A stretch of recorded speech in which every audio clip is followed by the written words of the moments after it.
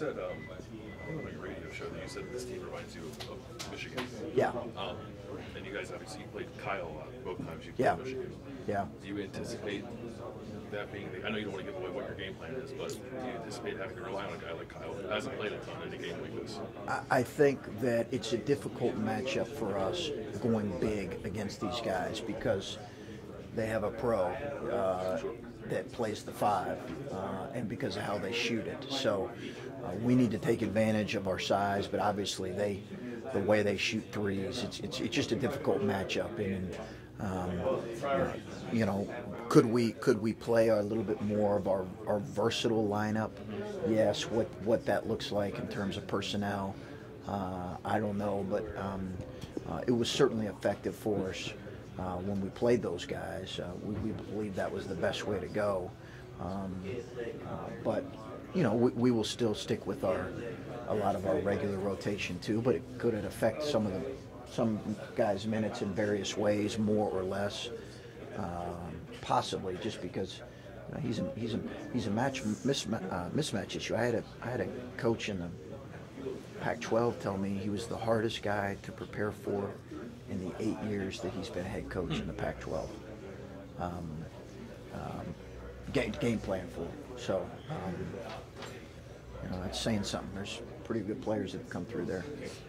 What can you do against a guy who's like releasing his jump shot at like 8 feet, yeah. 8.5 feet? Yeah, that's the thing about him is 7'3" wingspan, and his release point is really high, and his release is really quick. So he needs no time to get it off. So you're not blocking his shot. You're just trying to disrupt his vision, his concentration, but it's a little bit like, remember, like a Bill Laimbeer release where he could catch and shoot really quickly. That's kind of at 6'10" or 6'11", whatever Bill Laimbeer. That's what. Even though this guy I think is probably longer, but you know, it's what makes him a pro. I think is his ability to catch and shoot and snap it off from NBA range in a millisecond. Yeah. I think it's what makes him a bona fide NBA player. And Andre was saying sometimes when you play a bigger guy like that, you just force him to catch it away from the rim. But this guy, he'll just turn around and shoot it no matter where he just hit it. He will. You know, long post, turn around and shoot. And they've got really good players around him. Obviously, you know, he is the foundation point. But they've got really good players around him. But yeah, he'll. You know, he can score it in the low post. He can score it in the long post. He's 6'9", 250. You know, again, it's amazing when you talk to coaches about him who played against him, both, you know, coaches at all different levels, what the compliments they send his way. It's unbelievable, man. From guys that play against pros every night. And you know, when you watch him on tape, I think you realize that. How much do you look at the Iowa tape as the common opponent? I mean, I know it was early in the season, but at least personally that you're familiar with from conference play. Yeah, I mean, we did. Obviously, we watched. It was one of the first ones I watched. But you know, they also played Ole Miss. They were up 26. I think they played. You know, they played Wichita State. They were up 8 at half. They were up 15 at one point at Wichita State, which is incredible. So you know, you watch all those games. To try to have, you know, a little bit of a comparison, but you're also watching a lot of games here as the season gets closer to see if they've changed in any way as a team. When Don walked out for warm-ups or practice today, he immediately banked in a half-court three-point shot. Yeah, well, that doesn't surprise me. Like, that's about where you got to pick him up. Is about at that spot. He's a phenomenal talent. I guess he's a kid that lost a bunch of weight, maybe at some point, and but listen. We'll see him in the NBA I think for a number of years.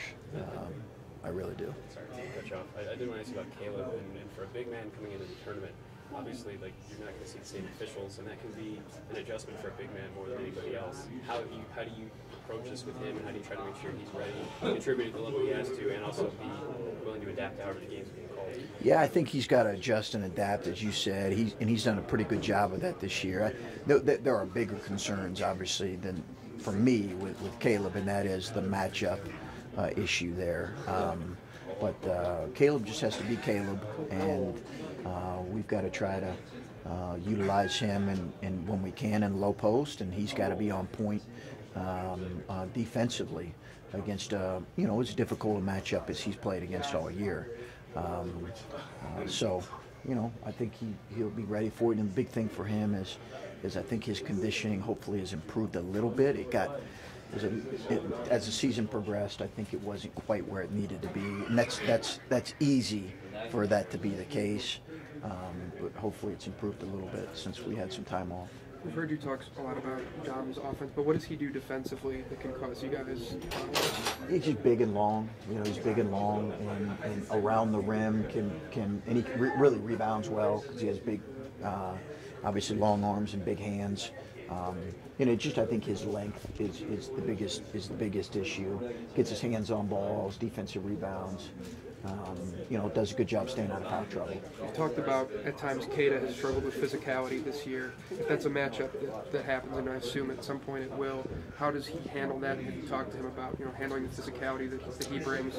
Yeah, we have talked to him about it because they'll try to take him and be physical with him.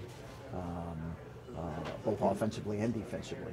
I think they'll try to go at him in some ways. So he's going to have to stand his ground.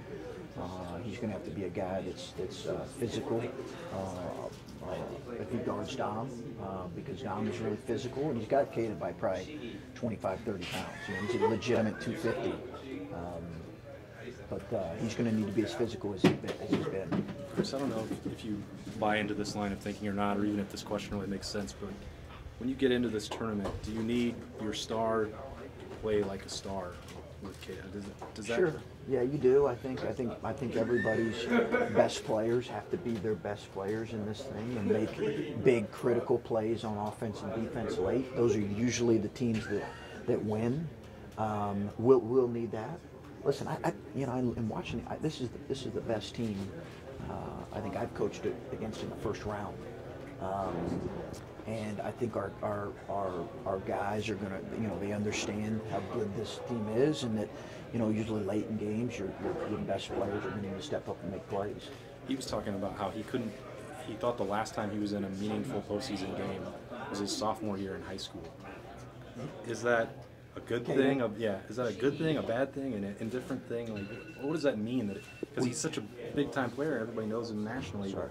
But he hasn't really been on a stage like this. No, it's interesting when you look at the two teams, because they've been to 3 straight, and we have, limited number of guys that have played. Yeah. Which I'm hopeful that here in 3 or 4 years or 5 years we can say, okay, that's not the case anymore. That's what I'm hopeful we can get to the point to where, because I do think, after going through it, that does. I used to kind of push that off, like that doesn't matter, experience, but I do think it matters. Just because have a little bit better feel for what to expect, and you're a little bit more aggressive, and you're also hungry in the off season to get back to this point, win or lose. But it's pretty surprising. Now he did play in a tournament game here, yeah. But maybe he felt like, hey, in a really important role. The last time was when I was a sophomore. It's hard to imagine, right? Yeah. Somebody who's accomplished what he has. A player as good as him, it's hard to imagine what in the world. But yeah, that's interesting comment he made. But he did play a big role when he was, I think, a freshman. Say big role. He made a couple shots. He was on the team. Yeah. With you referenced earlier in the week, and these guys have probably heard this a lot of times before, and I haven't. With Jay Sean, getting to know him and some of the adversity he faced before you got, and you referenced how much he meant to you and the turnaround. What is it about him that makes him the heart and soul of this team? He's just a special kid. He plays with emotion. He cares. He really cares. Now his emotions can get the best of him at times, and we've had multiple. JT, come over here. Let's talk a little bit. Those types of conversations. Sure. But he just cares at a really high level. And I think when you have a kid that cares, you can always work with that kid. You can't work with kids that don't care about winning or don't don't take pride in wearing the jersey. Like, he takes great pride in wearing the Buckeye jersey. He cares. He cares about his teammates, cares about his school, cares about his team.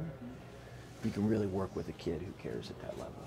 Have you seen CJ come through this time off and deal with the cramping and try to figure some things out and get back to where he needs to be? Yeah, he's worked with our training staff. We've tried to do some kind of with exploratory things, both with, there's some medication he can take and those kind of things. But I think for him, we've really left it up in a lot of ways up to him and his family to make the decisions they feel most comfortable with when it comes to cramping. It's not like it's he's at risk by taking this or not taking this. It's just, okay, there might be, this might affect you in some way. Do you want to do that? Do you want not? And we've left it up to he and his family on that.